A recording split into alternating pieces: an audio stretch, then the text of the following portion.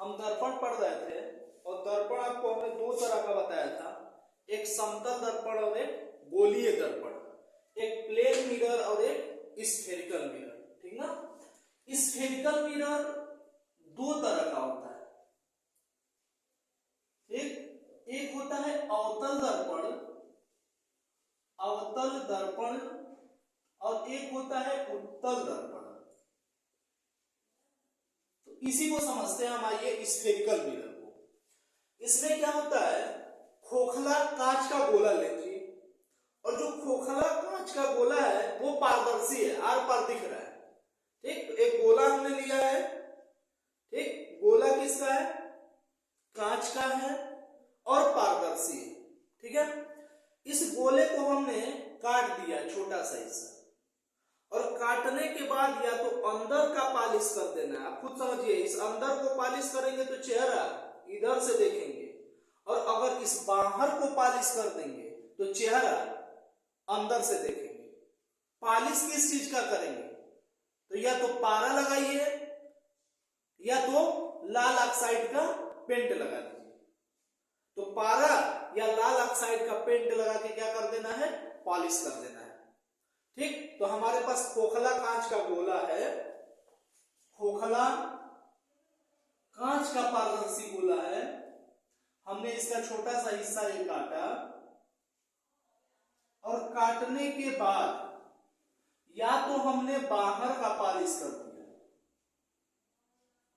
तो जब आप बाहर का पॉलिश करेंगे, उभरा हुआ सतह पॉलिश करेंगे, तो जो अंदर वाला सतह होगा, इनर सरफेस जो होगा, वो परावर्तक पृष्ठ का काम करेगा। जो ये इनर सरफेस है, जो आंतरिक भाग है, अंदर का भाग है, वो किसका काम करेगा, परावर्तक पृष्ठ का, रिफ्लेक्टिंग सरफेस का।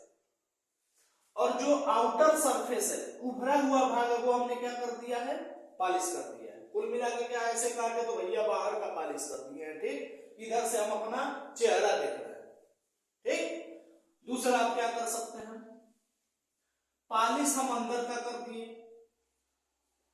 ठीक। तो पॉलिश हम ऐसे अंदर का कर दिए और चेहरा इधर से देख रहे हैं, और दूसरा पॉलिश बाहर का किए हैं, चेहरा इधर से देख रहे हैं। हमेशा हम खड़े इधर है, लेफ्ट साइड, ये ध्यान रखिएगा, लेफ्ट साइड। एक बार ऐसे है तो इधर देख रहे हैं क्योंकि ये पॉलिश है, एक बार इधर से देख रहे हैं क्योंकि ये पॉलिश है। अभी बात समझ में, हम हमेशा इधर ही खड़े हैं, लेफ्ट साइड, ये ध्यान रखिएगा। परावर्तक पृष्ठ हमेशा इधर रखिए, लेफ्ट साइड, ठीक।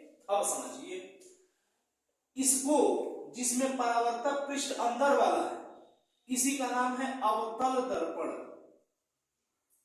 अवतल दर्पण।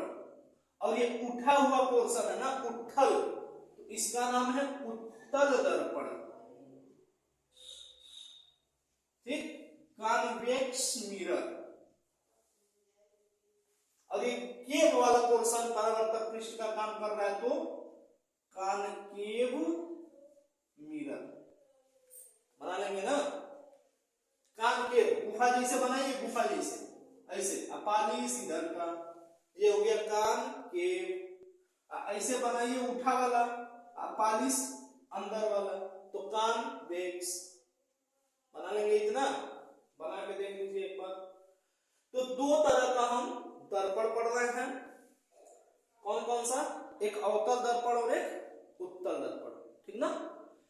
अवतल में बाहर का पॉलिश है, उत्तल में अंदर का पॉलिश है, ठीक हो जाएगा।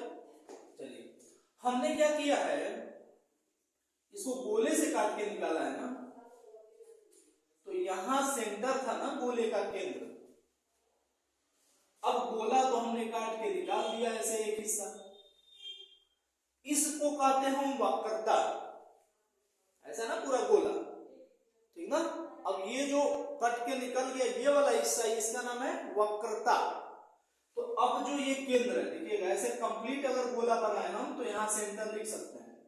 तो जो ये गोले का केंद्र है, अब इस वक्रता का केंद्र है, इसलिए अब इसको क्या कहेंगे हम, वक्रता केंद्र, ठीक। जो गोले का केंद्र है, अब ये दर्पण का क्या कहलाएगा, वक्रता केंद्र, वक्रता का केंद्र, वक्रता केंद्र हो जाएगा सेंटर ऑफ कर्वेचर, वक्रता केंद्र कर लेंगे। अब देखिए दर्पण का जो परावर्तक पृष्ठ है इसका मध्य बिंदु ले लीजिए, इसको हम कहेंगे पोल, पोल मतलब ध्रुव। तो जो दर्पण का परावर्तक तल है उसका पृष्ठ का मध्य बिंदु का नाम है पोल, हिंदी में कहते हैं ध्रुव, ठीक। और C से P को जो मिलाने वाली रेखा है इसको कहते हैं मुख्य अक्ष, principal axis.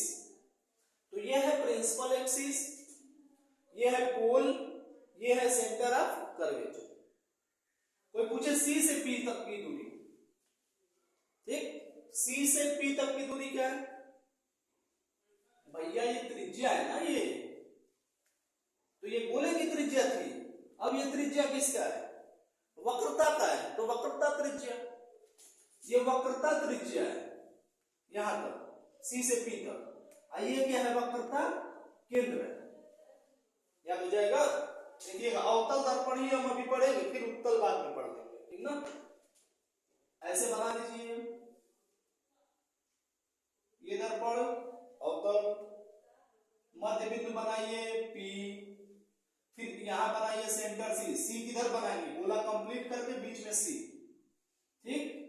PC Priyanka Chopra नहीं पाई, P माने पोल, C माने सेंटर कर्वेचर, और C से P को मिला दीजिए, इसका नाम मुख्य अक्ष, प्रिंसिपल एक्सिस। अब देखिए दोनों लिख लेंगे। अब देखिए इस मुख्य अक्ष के समांतर अगर कोई किरण जाएगा, मुख्य अक्ष के समांतर किरण, आप खुद सोचिए ना, इधर पालिश है, अंदर घुसेगा तो अंदर घुसेगा ही नहीं। अब दूसरी बात, हमने क्या पढ़ा था कि जहां किरण जाता है वहीं अभिलंब खींचते थे, और जितना आई बनता था उतना आर बना के किरण वापस चला जाता था, तो जितना आई बनता था उतना आर बन के वापस। अब यहां देखिए कि जब ये किरण यहां आया है तो इस बिंदु का नाम आपतन बिंदु, और आपतन बिंदु पे खींचिए अभिलंब, अभिलंब जाएगा C से, तो इधर जितना आई बनाएगा उतना ये आर बना के चला जाएगा। तो जो जिस बिंदु से जा रहा है ना भैया, ये मुख्य फोकस है, इस फोकस का नाम क्या है, मुख्य फोकस, फोकस बिंदु है ये। तो मुख्य अक्ष के समांतर जो किरण जा रहा है, देखिए यहीं से टकराया, इधर मुड़ गया, ठीक। देखिए ना समझ में आए तो भैया ऐसे कर लीजिए, P हो जाएगा C एकदम ऐसे बना के सेंटर में, नहीं तो ऐसे बनाइएगा यार। अब P C हो गया, अब मुख्य अक्ष के समांतर किरण गए, जब जाएगा ऐसे तो ये है ना नीचे ढकेल देगा, ऐसे है ना, ऐसे नीचे ढकेल देगा, ऐसे चला गया नीचे, और ये जहां से गया ये मुख्य फोकस है, यहां से रिप्रेजेंट करते हैं। एकदम P और C के बीचों बीच में क्या है, F, P और C के बीच में एकदम F है। मुख्य अक्ष के समांतर जब किरण जाएगा ऐसे, पालिश है, घुसेगा ही नहीं, और जब नहीं घुसेगा तो इसको ढकेला नीचे, चला आया ऐसे फोकस। अभी बात समझ में, तीन बिंदु तो सीख लो भैया, P, फिर C और बीच में F, कर लेंगे इतना, बनाइए।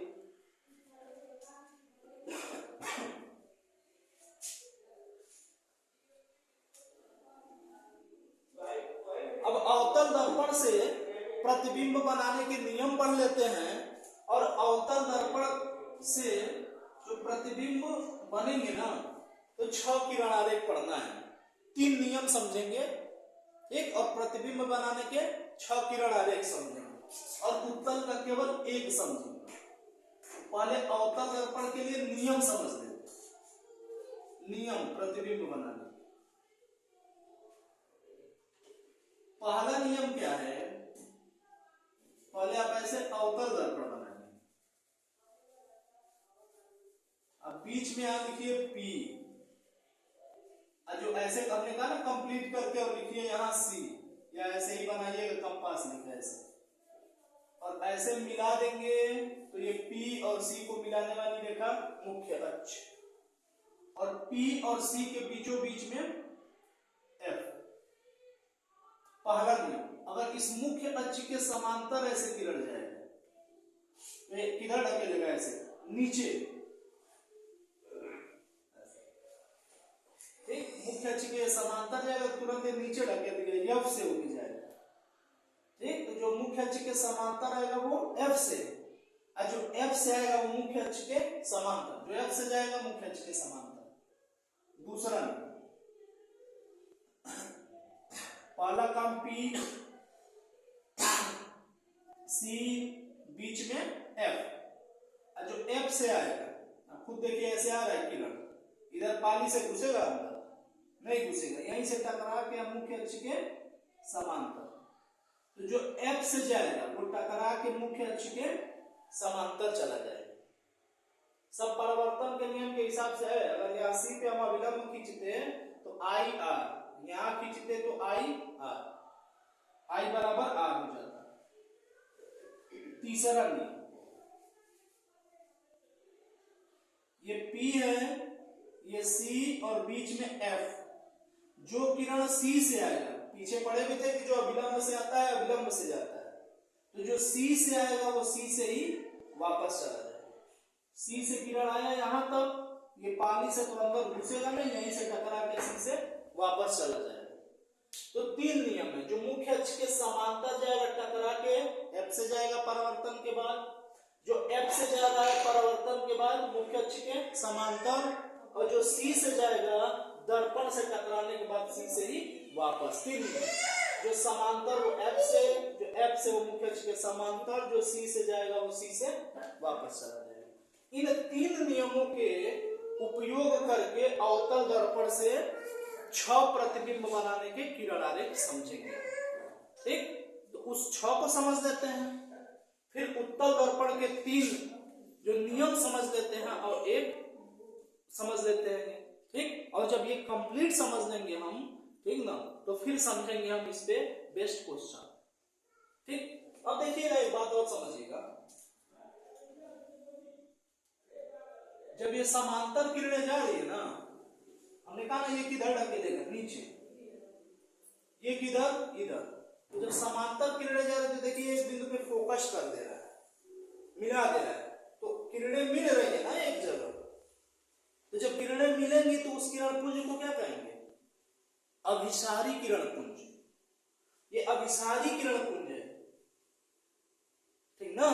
तो कहीं कहीं इसको अभिसारी दर्पण भी दे देगा, कन्वर्जिंग मिरर दे देता है, ये बात आप ध्यान रखेंगे। है बात समझ में? इतना नोट करिए, फिर इसको समझते हैं।